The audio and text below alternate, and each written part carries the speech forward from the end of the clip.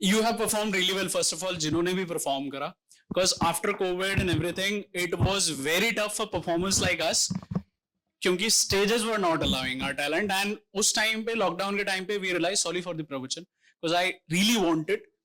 Lockdown के time पे हम artist के लिए बहुत difficult था, क्योंकि we were at the same time in the homes, creating a lot of things but not getting the stage to perform it. So उस time पे जो मैंने लिखा था, I will be performing that only, it will be a self resolution kind of thing, जो मैंने उस time पे feel करा था, I am sure at least जो यहाँ young लोग हैं उन्होंने feel करा होगा. So with that I'll start and I will clap for all of you. I am sure you will clap for me if you feel like it. By the way, Anurag, ये lockdown में हमने ये realise करा कि हम lockdown से पहले क्या कर रहे थे. काफी हद तक जो कर रहे थे वो इन 2 लाइन में मैं बोलूंगा. अपने घर की चौखट पर ताला बांध, अपने घर की चौखट पर ताला बांध, कहीं और घर ढूंढता हूं मैं. अपने घर की चौखट पर ताला बांध, कहीं और घर ढूंढता हूं मैं. पराई सी किसी महफिल में कोई अपना ढूंढता हूं मैं. पराई सी किसी महफिल में कोई अपना ढूंढता हूं मैं. शायद हम यही कर रहे थे लॉकडाउन से पहले. लॉकडाउन से पहले वी वर लाइक, वो मेरे फेसबुक पे 10 फ्रेंड है, वही शायद मेरे साथ में रहेंगे. लॉकडाउन में भी रियलाइज नहीं, जो आपके साथ में है वो असली में आपका फ्रेंड है. फेसबुक के वो 10 लाइक्स आपके फ्रेंड नहीं है. Now I will start with my piece. Piece का नाम है ख्वाबों में जीने की आदत, जो लॉकडाउन के बाद मैंने छोड़ दी है. यूं तो ख्वाबों में जीने की आदत थी मुझे, लेकिन जब हकीकत सामने आ जाती थी. यूं तो ख्वाबों में जीने की आदत थी मुझे, लेकिन जब हकीकत सामने आ जाती थी तो उस ख्वाब को खुद ब खुद से दूर कर दिया करता था मैं.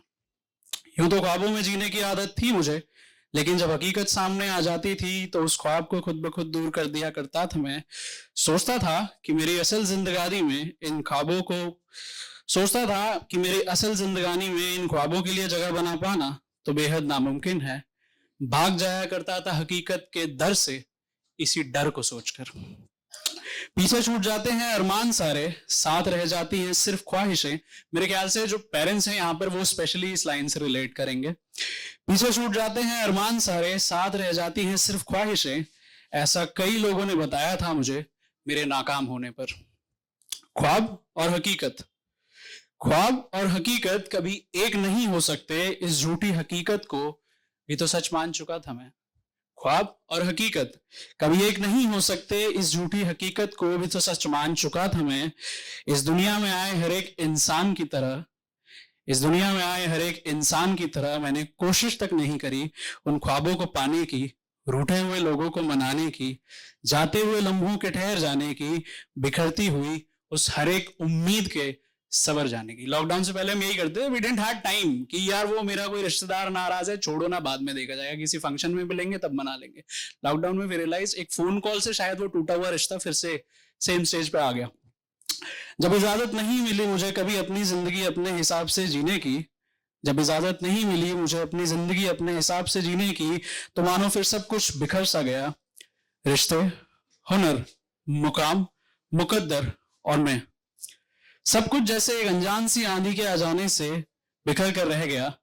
सब कुछ जैसे किसी अनजान सी आंधी के आ जाने से बिखर सा गया.